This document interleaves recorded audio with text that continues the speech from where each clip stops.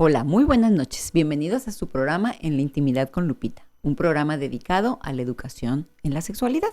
Yo soy la doctora Guadalupe Pío, soy médica ginecobstetra con una maestría en sexología y también colposcopista. Eso es decir, tengo un diplomado para tratar y detectar tempranamente lesiones precancerosas e infecciones por virus del papiloma. Y precisamente parte de ese ejercicio profesional pues me llevó después a hacer la maestría en sexualidad, dado que muchas pacientes tenían preguntas acerca de su sexualidad. Y entonces, bueno, tuve la oportunidad de formarme en el Instituto Mexicano de Sexología como sexóloga, educadora y terapeuta sexual. Bueno, pues muy bienvenidos a esta noche, como todos los miércoles. Estoy encantada de compartir este foro con ustedes y pues muy agradecida también por el PSN 156 del cable, que me permite pues compartir con ustedes información acerca de la sexualidad. El tema de hoy va a ser un tema de análisis. De hecho, estuve leyendo mucho alrededor de esto y es algo que como parte de mi formación como sexóloga también ya lo había visto. Y el tema de hoy es historia de la sexualidad. ¿Por qué es importante saber la historia de la sexualidad? Bueno, pues porque nos permite entender desde dónde salieron las prohibiciones, de dónde salieron todas las reglas a las que estamos sometidos actualmente, que tuvieron que haber salido de alguna parte. Recuerdo mucho que en el programa primero que hicimos de Intimidad con Lupita, hablamos de educación en la sexualidad en esa ocasión y habla un adolescente y pregunta que por qué es necesario aprender de la sexualidad. Y entonces ella decía, ¿cómo es posible que los primeros habitantes de la Tierra, los cavernícolas, pues a ellos quién les enseñó? Y precisamente yo le decía que el problema con nosotros en la actualidad, pues a veces es el exceso de información. Si nosotros permitiéramos que nuestro cuerpo fluyera como debe de fluir en cuanto al instinto sexual, al instinto de preservación, al deseo, al erotismo, al placer, pues probablemente no tendríamos tantos problemas como tenemos actualmente con la sexualidad, porque precisamente la sexualidad ha sido una parte de nuestra conducta humana que ha estado muy sometida a controles, a restricciones, a reglas, y eso lo podemos ver en distintas culturas actualmente, y también vemos cómo van evolucionando esas creencias pues a través de la historia de la humanidad. Entonces, bueno, conocer precisamente la historia de la sexualidad nos permite entender cosas que a lo mejor ahorita estamos sometidos nosotros a ciertas reglas que ya no son aplicables a estos tiempos, porque ya es diferente el estilo de vida, la esperanza de vida es diferente, la manera en cómo nos relacionamos también ha cambiado y entonces, bueno, seguimos siendo regidos por situaciones que ya no son aplicables en esta época. Llevar a la historia de la sexualidad nos lleva a entender pues de dónde salen los conceptos de normal y anormal, bueno, malo, virtuoso, virginal y de dónde sale también aquellas cosas que se conocen como una degeneración sexual. Y ya decimos, la sexualidad va a variar en una cultura a otra y en un contexto socio-histórico en el que se desarrolla. Y obviamente es un fenómeno que va a tener muchas dimensiones desde el punto de vista histórico, desde el punto de vista sociológico, desde el punto de vista religioso y obviamente desde el punto de vista biológico, que es lo que debería de primar sobre todo el actuar de la sexualidad de los seres humanos. Bueno, pues les recuerdo que tenemos el teléfono 344-1030. Si desean hablar y hacer sus preguntas, con mucho gusto alguien en cabina les va a contestar. Las preguntas no van a ser contestadas en este momento, sino que se quedan ahí registradas y para los siguientes programas podemos aclarar esas dudas. También tenemos el teléfono 01800-263-1030 para las personas de todo el estado que quieran comunicarse aquí al 156 del cable más. Bueno, pues vamos a empezar con la historia de la sexualidad. Y obviamente pues vamos a empezar desde lo que tenemos archivos históricos y desde lo que se ha encontrado en lo que más información ha dado en la prehistoria son precisamente las pinturas rupestres. Y me llama mucho la atención porque pues encontré información acerca de pinturas rupestres donde hablan precisamente de la sexualidad. Cuando empieza la humanidad, se conoce entonces dos maneras de actuar desde el punto de vista sexual y relaciones de pareja, que es la monogamia natural y la monogamia para asegurar el patrimonio familiar. En esa época, en esa etapa, bueno, no existía la monogamia como tal.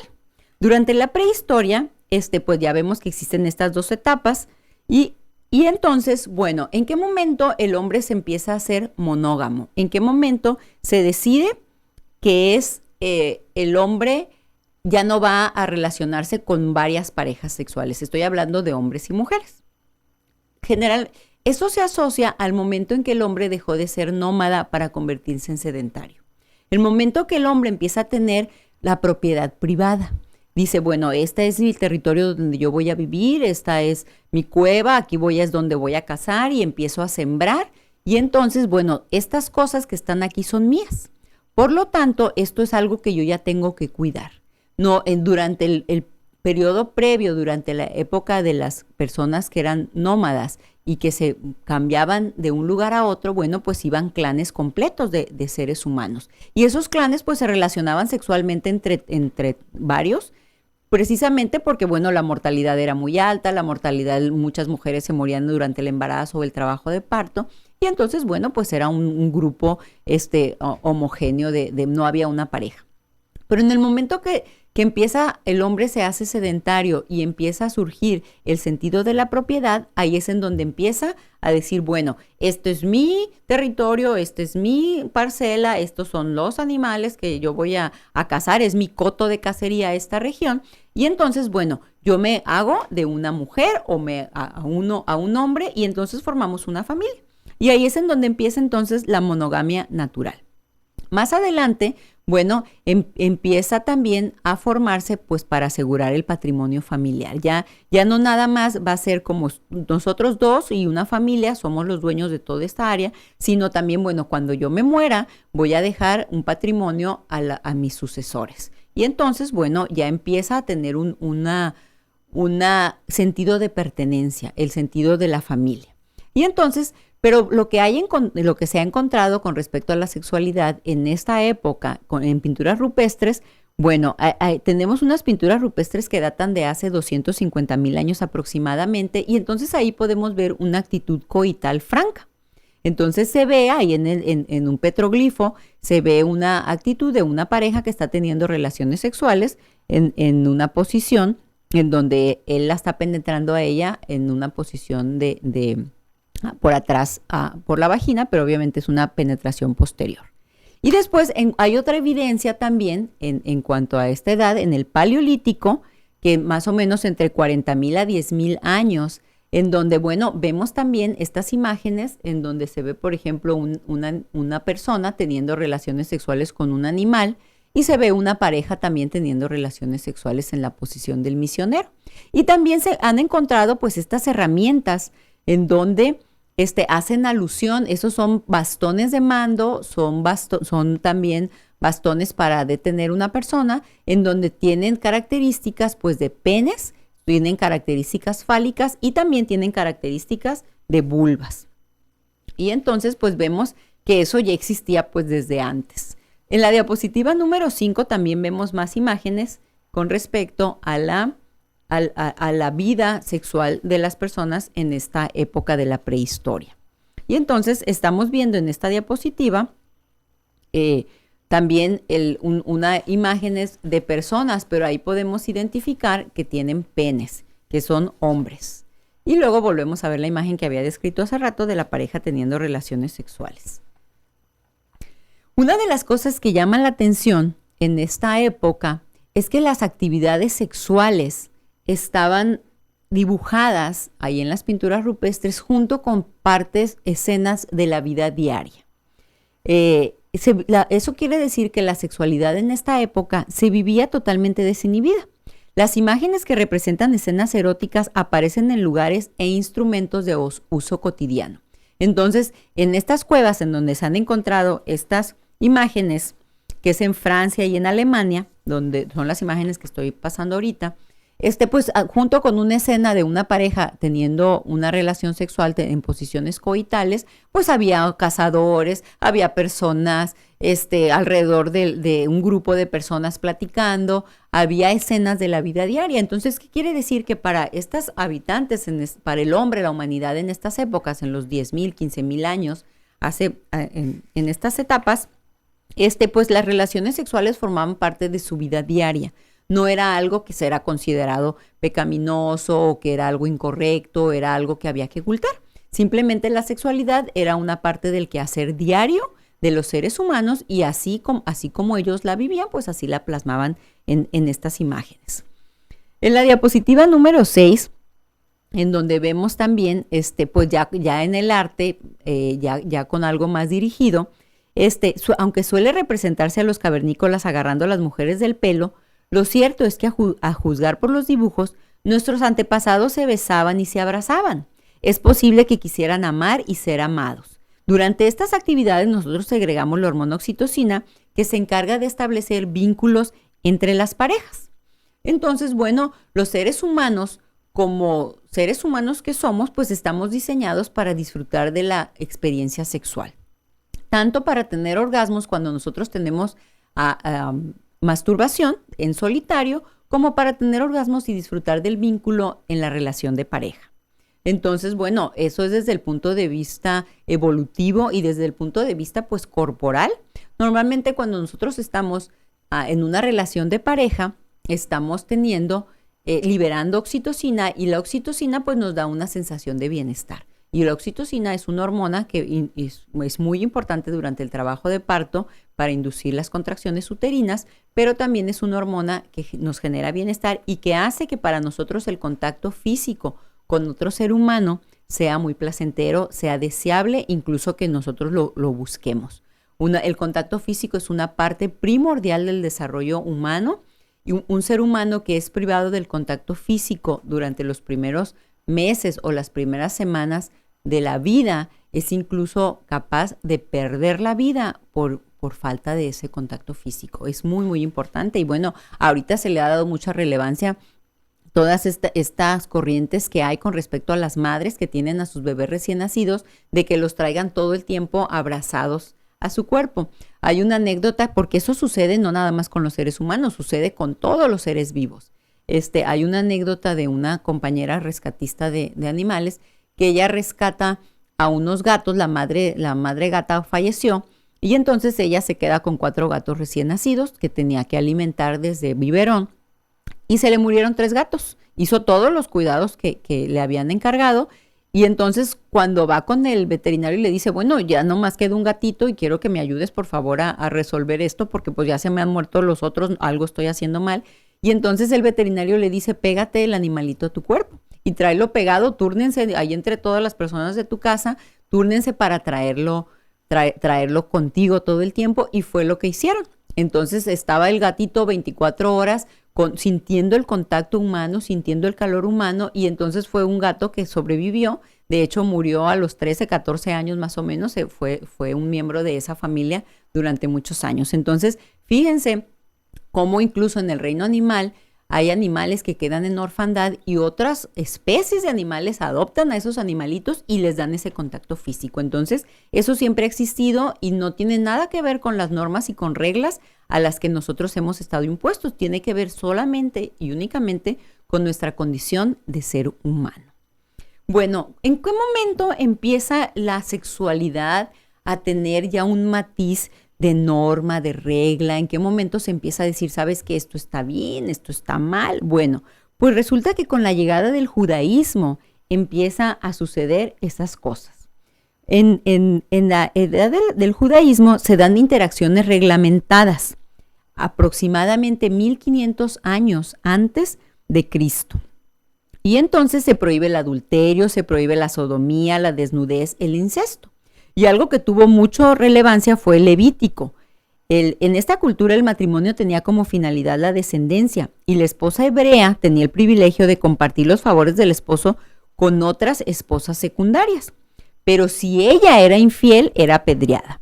El rey Salomón tuvo 300 esposas y 300 concubinas. Y entonces, bueno, ahí vemos en el Génesis, sale un reglamento, ¿no? Y el hombre se unirá a la mujer y serán una sola carne. No pecarás con la mujer de tu prójimo, ni te contaminarás con tal unión. Y eso es Levítico. Y ahí en Levítico, pues hay toda una serie de reglas, no nada más para la conducta del actuar sexual de los seres humanos, sino hay muchas otras reglas. El Levítico sale porque fue Levi, uno de los hijos de la tribu de Israel, fueron de los que formaron una de las 12 tribus. Entonces, bueno, el Levi y sus descendencias fueron los encargados de poner las reglas y de a tener la alianza del pacto y hacer todas las situaciones a que nos hablan después de las 12 tablas que Dios dio los mandamientos. Entonces, bueno, no cometerás pecado de sodomía porque es una abominación, y eso viene también en Levítico, y nadie se juntará carnalmente con su consanguíneo ni tendrá que ver con ella. Y también esas son reglamentaciones desde el Levítico. Pero vamos a ver en otras culturas qué pasó, porque bueno, estamos hablando aquí del judaísmo, como le digo, más o menos 1500 años antes de la era cristiana. Bueno, fíjense bien en Egipto. En la cultura egipcia, el incesto estaba permitido.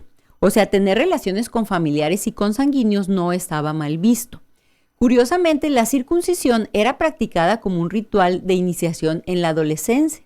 Y eso fue antes de que se adoptara como una práctica en la cultura judía.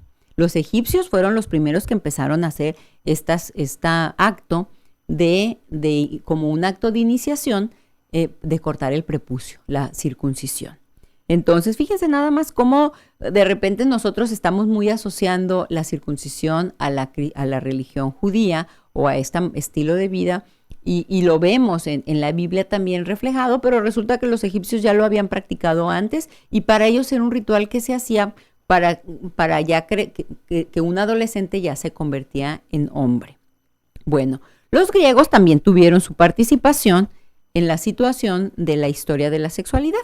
En la cultura griega se toleraba la homosexualidad masculina entre adultos y adolescentes púberes dentro de un contexto educativo, en el que el adulto tenía la función de educar y de formar en lo intelectual y en lo ético a sus pupilos. En Atenas, las mujeres no podían andar solas. Las únicas mujeres que podían andar solas eran las que practicaban la prostitución. Y entonces había dos tipos de mujeres que practicaban o sexo servidoras.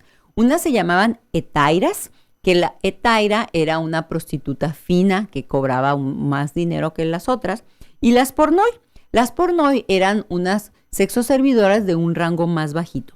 De hecho, de las pornoi es de donde viene la palabra pornografía, de ahí se deriva. Entonces, fíjense, y pues ahí vemos estas imágenes en vasijas de los griegos, en donde, bueno, hay prácticas sexuales entre hombres. Entonces, para ellos la homosexualidad no era una situación anormal. De hecho, muchos de los filósofos tenían sus alumnos, los que de hecho se asumía que podían aprender y tenían capacidad de enseñar y ser maestros, eran exclusivamente las personas del género masculino. Entonces, obviamente, los griegos creían que el maestro iba a transmitir conocimiento a través de implantar el semen en el ano de sus pupilos. Y entonces el maestro pues se sentía muy cómodo de darles conocimientos a través de ese medio, y los alumnos también se sometían a las prácticas sexuales anales, a la sodomía, desde esa intencionalidad de recibir educación del maestro. Entonces, en esa época, pues para esta cultura griega, la homosexualidad ni siquiera lo asumían como algo anormal, perverso, etcétera, sino era una parte de ellos de transmitir conocimientos hacia otra generación. También en la cultura griega, ya hablamos de los egipcios y la cultura griega. Ok, ¿desde dónde surge entonces la familia patriarcal? Porque ya estamos cambiando de épocas, y entonces, bueno, empieza a surgir otro modelo de relacionarse de la familia, que es la familia patriarcal. En este modelo, la mujer queda a cargo de la reproducción, de la educación en la esfera privada en casa, y el hombre se hace cargo de la esfera pública.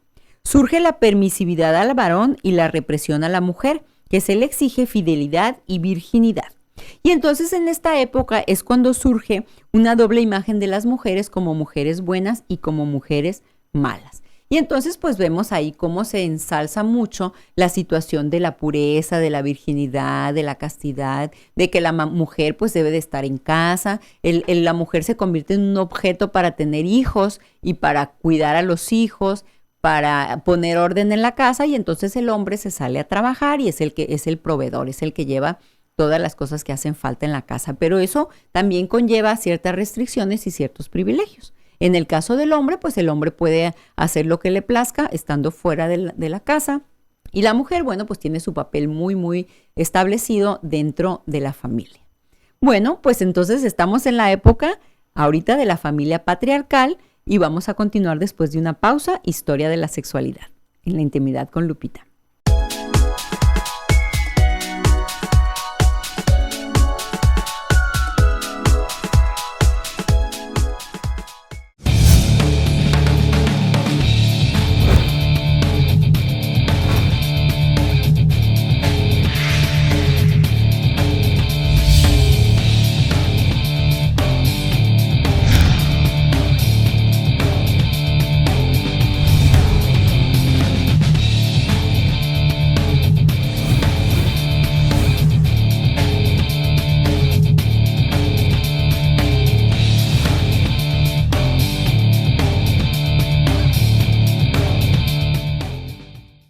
Plaza Toreros presenta Toros en la Monumental de Tijuana. Gran cierre de temporada con un cartel cumbre. El triunfador de todas las plazas, Octavio García el Payo. Mano a mano con la máxima figura del toreo en México, Joselito Adame. Lidiando toros de Santa Fe del Campo. Sábado 21 de noviembre, 4 de la tarde. Venta de boletos en taquillas de la Plaza Palacio Azteca y boletea.com.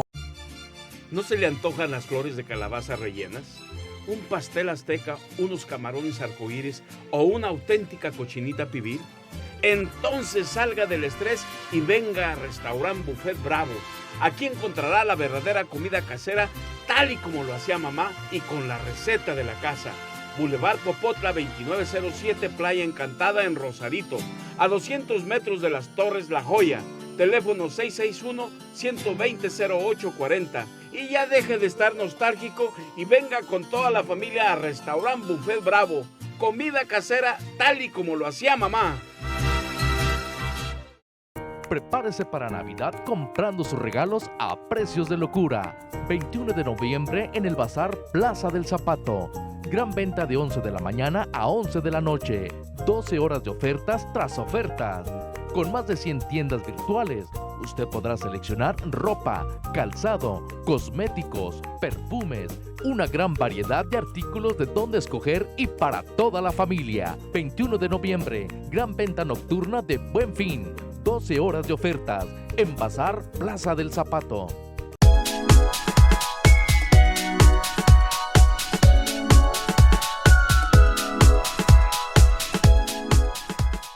Hola, estamos de regreso en la intimidad con Lupita y hoy tocando el tema de historia en la sexualidad. Y entonces ya hemos visto cómo van cambiando el ejercicio de la sexualidad y las normas y reglas. Decíamos que, bueno, la monogamia empieza a surgir a raíz de que empieza a surgir el sedentarismo. Las personas ya se hacen sedentarias, ya no son nómadas y empieza a surgir el sentido de la propiedad privada.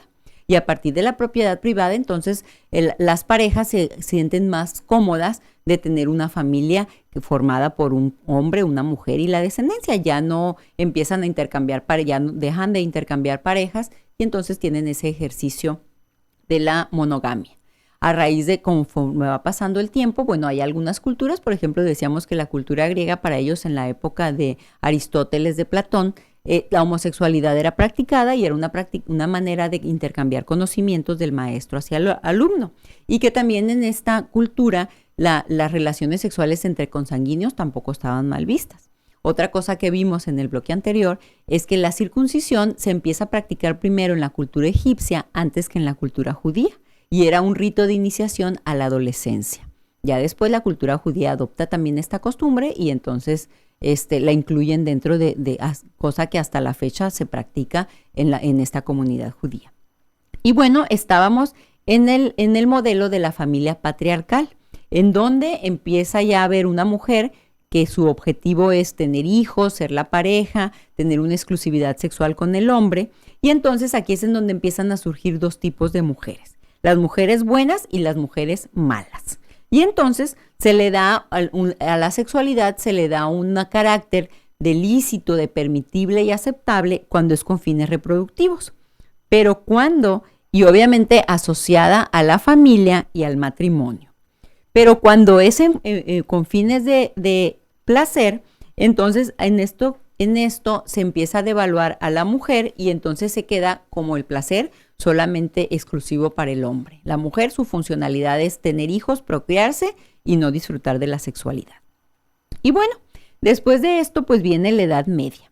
En la Edad Media en esta época la iglesia consolida su poder, de tal modo que la teología se equiparaba a la ley civil, o sea, de ese rango era importante. O sea, lo que decía la iglesia era tan importante como que decía las leyes civiles.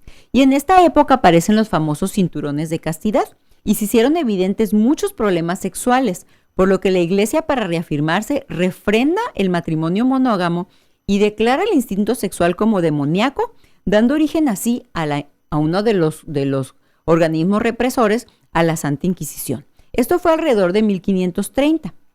En estas épocas fue cuando surge Martín Lutero. Martín Lutero empieza a estar en contra de estas reglamentaciones y bueno, como vemos ahí, miren, pues un cinturón de castidad masculino en donde está forjado pues en acero parece, o bueno, en algún metal, porque en ese tiempo no existía el acero, pero está justo para cubrir el pene, los testículos, y pues está horadado para permitir que la persona pudiera orinar. Y entonces vemos cinturones de castidad también para mujeres, en donde, bueno, evidentemente la situación sexual estaba muy reprimida. Y vemos ahí una imagen de la Santa Inquisición, pues de los castigos a los que eran sometidos las personas cuando no cumplían esos reglamentos. Pero fíjense qué curioso. Empieza a ver en estas épocas, en los años de 1500, pues empieza a ver, la iglesia tiene mucho poder y surge Martín Lutero, en donde él empieza a cuestionar todas las reglas y todas las situaciones de limitaciones que había puesto la iglesia. Y entonces, por otro lado, en otro lugar, resulta que el rey Enrique VIII, él solicita el divorcio para casarse con Ana Bolena. Y entonces, pues no, se lo niega, el Papa se lo niega y entonces él dice, pues basta, yo no me voy a someter ya a esta iglesia. Y entonces se une a Martín Lutero y entonces pues crean la iglesia protestante. Y entonces a partir de ahí, como desde una necesidad humana, de una necesidad de relación de pareja, entonces súbitamente la religión tiene un giro y entonces se crea una vertiente nueva. Y a finales del siglo XV aparecen en Europa los primeros indicios de enfermedades de transmisión sexual, conocidas en ese tiempo como enfermedades venéreas, y fueron consideradas como un castigo celestial por los excesos sexuales. Y obviamente el nombre de venérea se les puso pues por Venus, la diosa griega del amor. Entonces, pues ahí estamos. En esa época, después de la Edad Media, surge la época victoriana, que fue entre el siglo XVIII y entre el siglo XIX. Y en ese tiempo pues empiezan a surgir algunos sexólogos y empieza a haber algunas historias, como ven ahí, por ejemplo, está el famoso corsé, en donde tenía pues que la mujer tener una apariencia determinada. Empieza también a explorar la situación de las enfermedades sexuales y empiezan también en la época victoriana fue una época muy sometida a restricciones también. En este tiempo, cualquier acto sexual que no tuviera como fin la reproducción se consideraba como sexualidad anormal. Sus escritos ligaban la sexualidad no reproductiva con el concepto de enfermedad sexual, mismo que persiste hasta nuestros días. O sea, hasta la fecha hay muchas personas que opinan que la sexualidad es morbosa, que es mala, que es un pecado, que etcétera. Bueno, pues esto viene desde la edad victoriana. Krafft Ebing propugnó por la comprensión y el tratamiento médico de las desviaciones sexuales, que en ese tiempo así se conocían. Con regularidad se considera a Ebing como autor y fundador de la sexología moderna, y fue la imagen que vimos de él, el Krafft Ebing. En esta época las actitudes ante la sexualidad diferían dependiendo de la clase social. Si tú pertenecías a una clase social de alto rango, entonces, bueno, la castidad, el puritanismo, el no hablar de sexualidad era muy bien visto. Pero todas las clases sociales de rango inferior, ellos disfrutaban de más libertad sexual, en donde no era mal visto que hablaras de sexualidad, que si tú eras del género femenino pudieras disfrutar de la sexualidad. En ese tiempo no había ese problema. La representatividad de esa época estaba dada por la clase media, la que se sintió obligada a fingir que se comportaba de acuerdo a la moral rígida imperante en ese entonces. El pensamiento religioso daba gran importancia a la familia, pero no permitían olvidar que el sexo era una desafortunada necesidad y no algo de lo que pudiera disfrutarse. Para las mujeres el sexo era algo que debía soportarse, lo que llevó a la aparición de mitos que mezclaban la culpa y el miedo. Lo curioso de esto es que fueron los propios médicos los responsables de estos mitos, fíjense nada más. Así, por ejemplo, se decía que el exceso de relaciones sexuales reducía la vida del hombre o lo volvía idiota. También se propagaba que si las mujeres referían disfrutar de las relaciones sexuales, estaban sentenciadas a morir jóvenes. La difusión de estos mitos se ha especulado. Se dio por considerarse los médicos como depositarios de la moral burguesa, por lo que se deseaba acabar con todo tipo de práctica sexual. En la clase alta, por el contrario, se disfrutaba del amor libre y las grandes ciudades de Europa contaban con ejércitos de prostitutas, sin olvidar que ya desde entonces existía la prostitución infantil. Además, fue en la época victoriana que se aprobaron las primeras leyes que prohibían la pornografía. Se puede decir que fue en esa época del puritanismo y la de mayor represión sexual, porque en esta época también se utilizó mucho la situación de la doble moral, en donde yo de la puerta para afuera soy una persona y digo y hago una cosa, y de la puerta para adentro pues me comporto de otra manera diferente. Y bueno, pues eso ha sido parte de las necesidades que ha sido una lucha entre lo que yo quiero, lo que yo deseo, lo que me gusta y lo que disfruto y lo que fantaseo con lo que la sociedad me permite. Por eso es que la sexualidad debe de ser vista desde 3 puntos de vista. Un punto de vista físico, que es lo que habla de la corporalidad, lo que disfruto, lo que me gusta. Un punto de vista sociológico, que es el contexto histórico en el que lo estamos viviendo, y no solamente el contexto histórico, sino el contexto geográfico. Si yo no es lo mismo el ejercicio de la sexualidad si yo pertenezco a una tribu en algún sitio de África o en algún sitio de las Amazonas o en algún sitio de la Polinesia, a que si yo vivo en una ciudad o vivo en un pueblo. Por ejemplo, aquí en México, en Oaxaca, hay una comunidad en donde los homosexuales son muy deseados. Para una familia tener un hijo homosexual es una gran bendición, y ellos le tienen un nombre para las personas homosexuales que son los mushes. Y entonces para una familia tener un hijo mushe, pues es una bendición, porque van a tener un hijo que va a estar en la casa, que va a ser hacendoso, que no se va a casar, que se queda con la familia, puede ayudar a los padres en su ancianidad. Y bueno, y lo hace porque precisamente pues decide, al no casarse, pues se queda ahí con la familia. Y entonces no es para nada una cosa de tristeza o de vergüenza o de preocupación para las familias tener un hijo homosexual en esa comunidad. Entonces, hablábamos también desde el punto de vista geográfico, no nada más histórico. Y el otro punto de vista, pues, es el sociológico. Y ahí en la sociología, bueno, ¿qué es lo que está bien para tu comunidad? Y esto está incluyendo la religión. ¿Cuáles son tus creencias éticas, morales, religiosas que van a tener una influencia sobre la manera en cómo tú ejerces la sexualidad?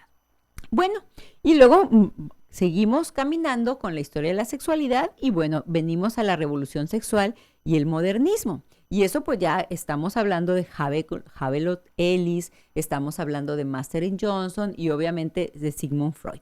En estas fechas pues ya estamos ubicados en el año de 1856, que fue cuando nació Freud. Freud fue un médico nacido en Viena, en Austria, y entonces él empezó a darle mucha relevancia a la situación sexual en el día a día de las personas. Él desarrolló su teoría de la personalidad, y en donde él introduce el término de líbido como la energía que emana de todas las actividades de los hombres. Y entonces Sigmund Freud dice que hay dos fuerzas que nos mueven a los seres humanos. Uno es la líbido y el otro es el tánatos, el miedo a morirse. Y entonces dice que los seres humanos nos movemos entre estas dos energías, pero entonces él es la primera persona que ya empieza a hablar y lo hace en escritos, empieza a presentarse en congresos, empieza a presentarse ante la comunidad científica, y entonces empieza a decir, bueno, es que la sexualidad es una parte importante del ser humano y que incluso muchas de las cosas que los seres humanos hacen tienen que ver con la sexualidad. Entonces nos quedamos con Sigmund Freud en el año de 1800 para continuar hablando de la historia de la sexualidad. No le cambie, en La Intimidad con Lupita.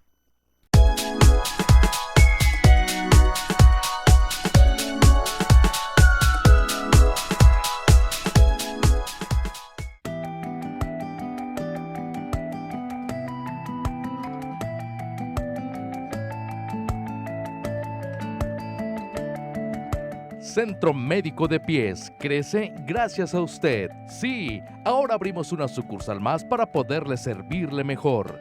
Aquí atendemos todos los problemas de los pies: hongos, juanetes, pie diabético, pie cansado, pies hinchados, uñas encarnadas, dedo en martillo. Cualquier enfermedad, nosotros se las atendemos. Tenemos sucursales en Mexicali y aquí en Tijuana. Háblenos para una cita al 688-1182, 688-1182 y en Mexicali al 686-552-3781, 686-552-3781. Centro Médico de Pies, al cuidado y embellecimiento de sus pies.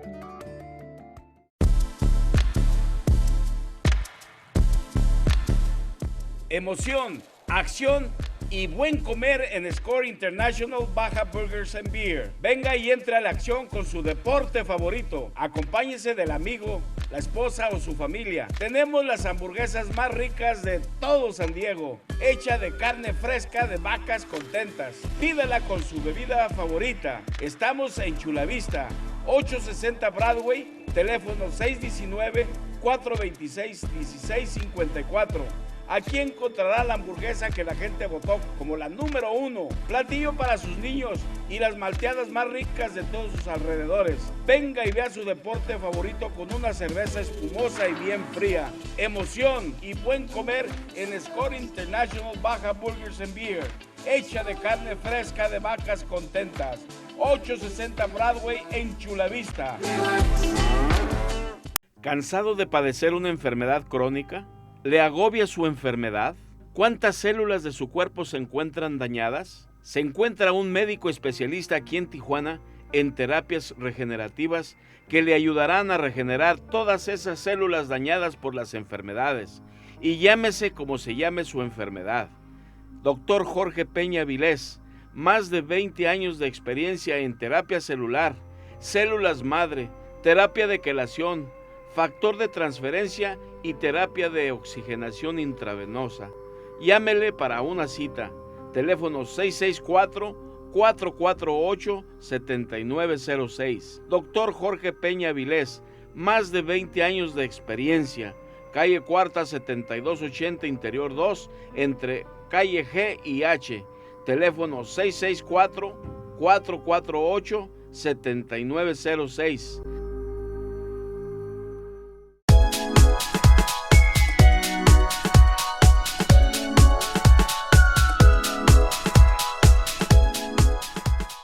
Bienvenidos, estamos en La Intimidad con Lupita y el tema de hoy es historia de la sexualidad.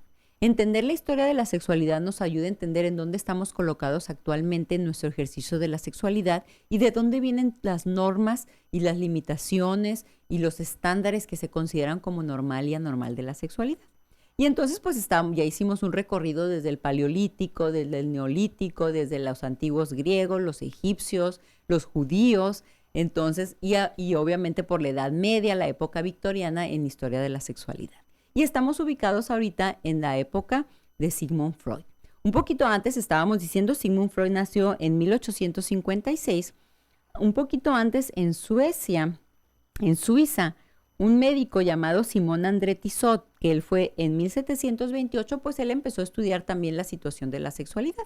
Y este señor fue el primero que dijo que la masturbación era incorrecta. Él se basó en la Biblia, en el Génesis, en donde habla de Onán, el pecado de Onán. Si ustedes recordarán, Onán se quedó con la viuda de su hermano y entonces la consigna que se le dio a Onán fue darle descendencia al hermano fallecido. Y entonces, bueno, la manera de darle descendencia pues era tener relaciones sexuales con la viuda. Pero Onán no quería tener hijos, o al menos con ella no, probablemente. Y entonces Onán, cuando tenía relaciones con ella, él practicaba el coito interrumpido. Él se salía de la vagina de su cuñada y entonces eyaculaba en el suelo. Entonces, pues cuando Dios se dio cuenta que estaba haciendo eso, él reprobó esa actitud y a partir de ahí, pues el coito interrumpido o incluso la masturbación se le conoce como onanismo. Y entonces, este señor, Simón André Tissot, en Suiza, en 1728, él vivió de 1728 a 1797, entonces él aplicó ese conocimiento del Génesis y entonces él empezó a decir, pues, que la masturbación estaba mal. En América, Benjamin Rush, en Estados Unidos, él difundió esa teoría y entonces ya muchos años después. Pero regresando con Sigmund Freud, que vivió unos años después de este señor, pues él aseveró cosas diferentes. Él menciona, fíjense, que el deseo es igual para los hombres y las mujeres y refuta el concepto de que la masturbación ocasiona enfermedad, porque se creía que en ese tiempo, pues que masturbarse debilitaba a los hombres y que no era algo deseable que lo tenían que hacer. En contemporáneo a él está Havelock Ellis. Él publica una obra que se llama Psicología del Sexo. Y básicamente ellos se consideran los padres de la sexualidad moderna, que ya empiezan a hablar desde el punto de vista más científico. Freud realizó investigaciones en niños y adultos y él estableció que desde la más tierna infancia los niños son seres sexuales. Otra de sus contribuciones es la descripción del denominado complejo de Edipo, en el que afirmaba que la mayor parte de las veces los pequeños desde la edad de 2 años centran en uno de sus padres su objeto amoroso. Y bueno, pues sabemos que Sigmund Freud es el padre del psicoanálisis. Por otra parte, Havelock Ellis en Inglaterra, él escribe su libro Psicología del Sexo y él hizo un estudio teórico sobre la sexualidad y él, fíjense, Havelock Ellis es a la sexualidad lo que Einstein a la física moderna.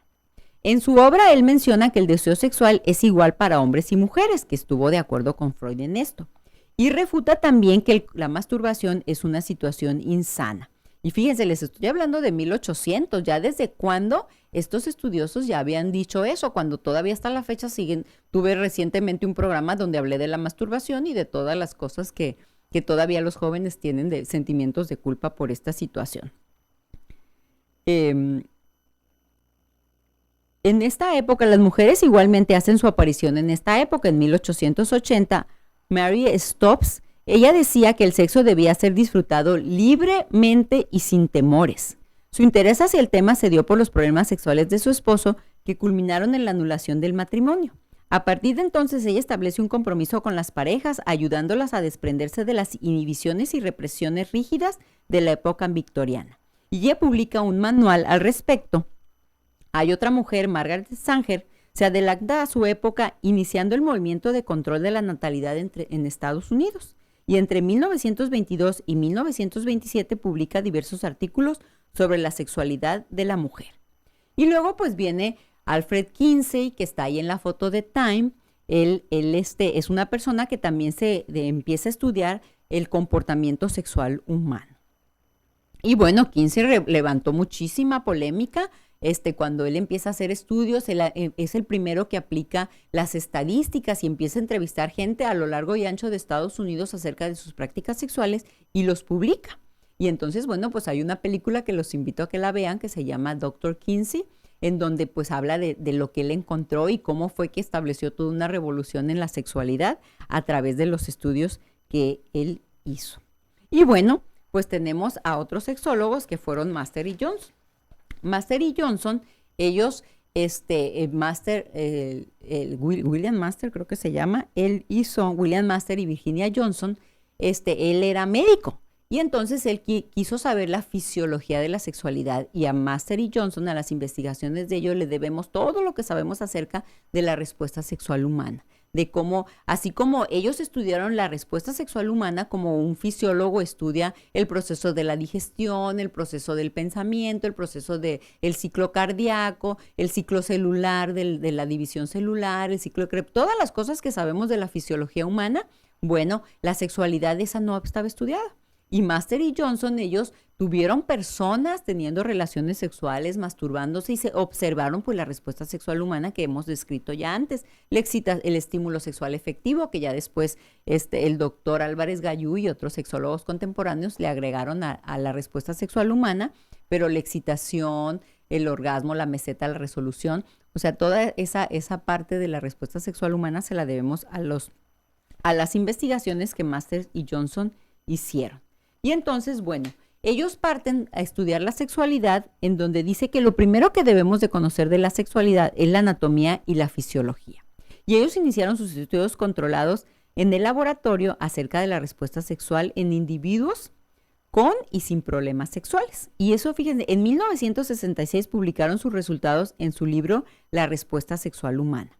de donde surge ya la famosa curva de respuesta sexual, anotando que tanto hombres como mujeres tienen la misma capacidad de respuesta sexual y que el deseo sexual no desaparece con la menstruación, ni con el embarazo o con la menopausia. En contraposición a Freud, anotaron que existe un solo tipo de orgasmo. Este primer libro fue el primero de una serie que publicaron. Además, no dejaron de señalar los efectos benéficos de la masturbación. Y fíjense, hasta dónde llegamos ahorita que la masturbación es una herramienta terapéutica.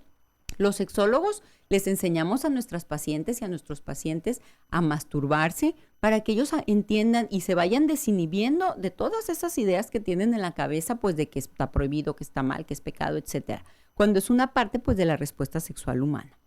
En las décadas de los 60 y los 70, Sherry Hyde publicó 2 excelentes obras sobre la sexualidad femenina y masculina. Entrevistó a hombres y mujeres acerca de sus experiencias sexuales, pero desde una óptica más de sentimientos, de la masturbación, de juegos sexuales y otros aspectos de la sexualidad, que culminaron con los informes Hyde sobre sexualidad masculina y femenina. En referencia a la sexual femenina, ella comentó que el problema era que ésta se veía en función de la respuesta a la sexualidad masculina y coito, y no como algo natural y propio de lo femenino. Y bueno, pues entonces tenemos, ya es el camino que nos han llevado pues a lo que nosotros sabemos ahorita. Y bueno, tenemos grandes sexólogos que han hecho muchos avances aquí en México, con investigaciones, y que incluso el doctor Álvarez Gallú, que es la diapositiva número 14, Fidel, el doctor Álvarez Gallú fue alumno de Master y Johnson. El doctor Álvarez Gallú es un médico psiquiatra, él es el fundador del Instituto Mexicano de Sexualidad, de Sexología, de la cual yo soy egresada, y lo vemos aquí en la extrema izquierda, y él ha hecho mucha investigación sexológica aquí en México, y pues ha hecho grandes avances. El Instituto Mexicano de Sexualidad ha abogado para que se acepten que se haga legal el matrimonio homosexual, que las personas transexuales adquieran su reasignación de género desde el punto de vista legal y jurídico. Un hombre que decide o que tiene, no se identifica con el género que nació y que se siente mujer, bueno, pues ya pueden en la Ciudad de México adquirir su personalidad legal como mujer.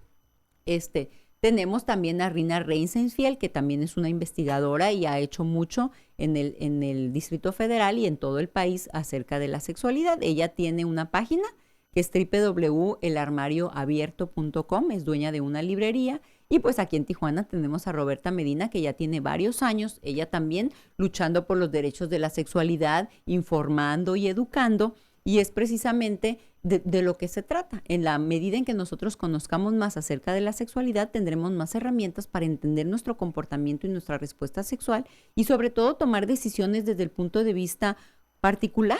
Si yo decido que esto es saludable y cómodo para mi práctica sexual, bueno, pues lo voy a practicar sabiendo que, bueno, no tiene nada que ver todas las situaciones históricas y que vienen desde otro contexto.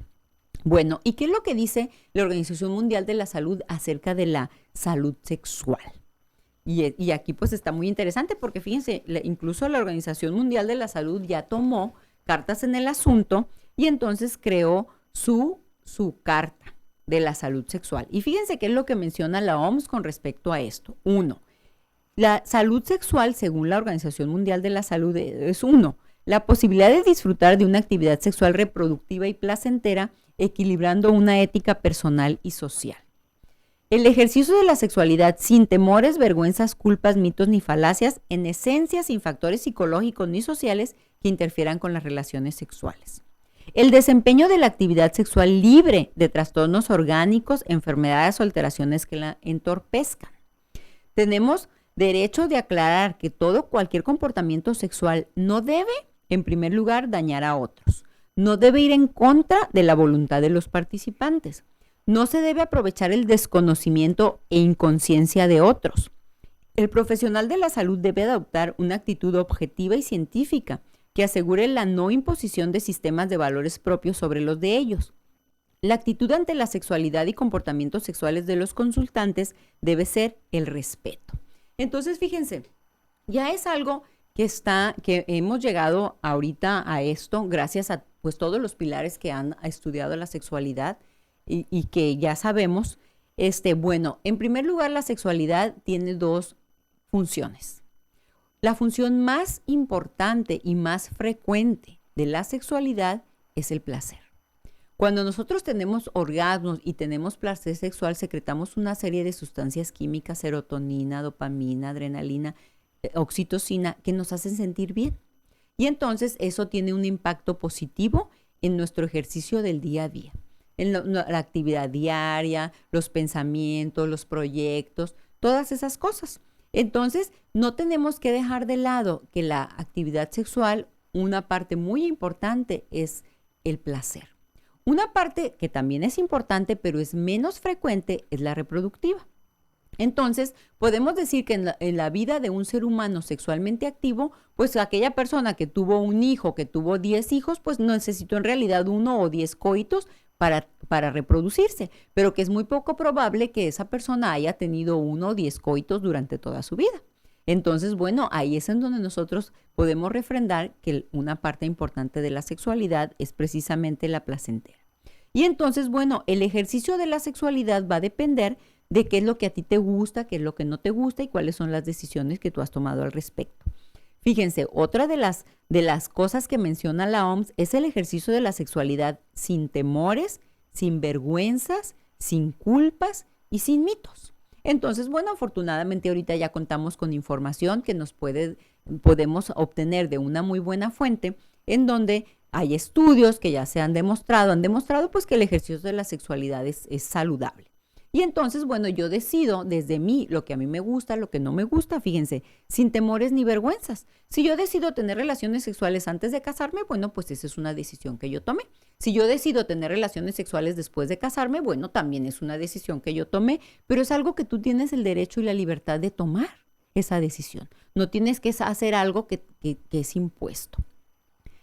Igual también practicar el ejercicio de mi sexualidad desde el punto de vista saludable, en donde yo puedo preguntarle a la posible pareja sexual, oye, ¿tú tienes alguna enfermedad? ¿Qué te parece si vamos y nos revisamos? Practicar sexo seguro, sexo protegido, en donde yo pueda tener un diálogo con esta pareja y entonces pueda, sin el miedo de que me vayan a juzgar, de qué va a pensar de mí, sino poner los elementos para poder decir, ¿sabes una cosa? Existen infecciones de transmisión sexual, entonces yo quisiera saber si tú eres portador de alguna infección, eres portadora, pues vámonos a hacer exámenes.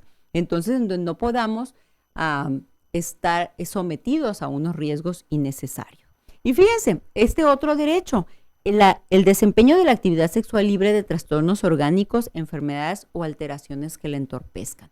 ¿Qué quiere decir esto? Bueno, que si yo tengo alguna situación médica con el ejercicio de mi sexualidad, disfunción eréctil, eyaculación precoz, anorgasmia, resequedad vaginal, dolor al tener relaciones sexuales, todas esas son situaciones orgánicas que se pueden tratar médicamente. Entonces, tienes el derecho de buscar atención médica, de ir con un profesional de la salud, y este profesional de la salud tiene que escucharte y escucharte con respeto. Ahorita existen pues instituciones en donde podemos aprender también nosotros como profesionales de la salud más sobre sexualidad y entonces podamos acompañar a nuestros pacientes en un proceso que está libre desde mis propias ideas, desde mis propias prácticas. Yo no puedo decir que la práctica sexual que yo tengo en mi vida privada tenga que ser la misma que sigan todas mis pacientes. Pues claro que no. Porque obviamente, pues, no porque a mí no me gusta el picante, que dice que a nadie le tiene que gustar o viceversa. Cada ser humano somos individual y cada ser humano va a decidir qué es lo que le gusta y qué es lo que no le gusta. Y aquí es muy relevante en donde tú estés consciente que cada uno de nosotros y de nosotras tenemos el derecho de decir qué nos gusta y qué no nos gusta. Y también esta parte en donde hablamos de la sexualidad, en donde decimos, en sexualidad no hay normal ni anormal.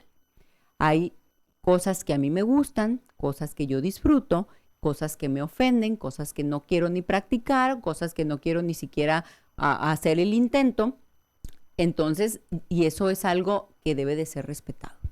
También de repente quieres incluir alguna práctica sexual nueva en tu ejercicio diario de la sexualidad, Y entonces, bueno, lo tienes que negociar con tu pareja. ¿Sabes una cosa? Leí en tal revista o vi en una película esta nueva posición o vi este nuevo juego sexual, un juguete sexual y me gustaría ponerlo en práctica.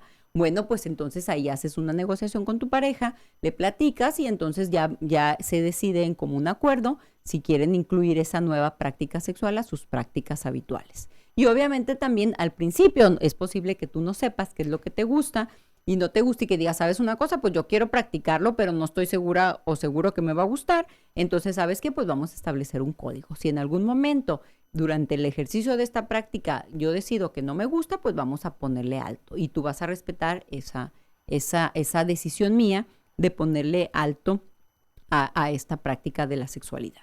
Entonces, bueno, es interesante ver cómo la sexualidad ha ido evolucionando conforme han pasado los años, conforme ha habido investigadores que nos han dicho acerca de la sexualidad desde el punto de vista humanista, desde el punto de vista también sociológico, cultural. Y bueno, es un importante también que sepamos que dentro de la sexualidad, y lo vuelvo a decir, no hay normal ni anormal. Hay lo que me gusta y lo que no me gusta. Y la única que va a decidir cuáles son tus prácticas sexuales vas a ser tú. Y obviamente en el caso de una relación de pareja, pues hay que negociarlo, hay que platicarlo y hay que intercambiar experiencias y obviamente ser muy franco y decir, ¿sabes qué? Esto sí me gustó, esto no, o esto me gustaría. De repente las fantasías sexuales son una parte que pueden enriquecer la relación de pareja y que puedes compartirlas con tu pareja para enriquecer la actividad sexual que tienes. Bueno, con esto nos vamos a despedir. Recordándoles el lema de la intimidad con Lupita: disfrutar libre y responsablemente de tu sexualidad es tu derecho. Y hay que recordar las dos partes. La libertad, que es tu libertad, que no deposites tu libertad en las ideas religiosas, no deposites tu libertad en lo que dicen tus padres, lo que dicen los amigos. Es tu libertad y tu libertad es el ejercicio y tu capacidad de decidir desde ti mismo. Y obviamente responsablemente pues es cuidándote. Recuerda, sexo seguro, sexo protegido. Con esto nos despedimos. Les deseo una semana muy plena, llena de muchas aventuras y de emociones y de cosas lindas. Y nos vemos el próximo miércoles en La Intimidad con Lupita. Muy buenas noches.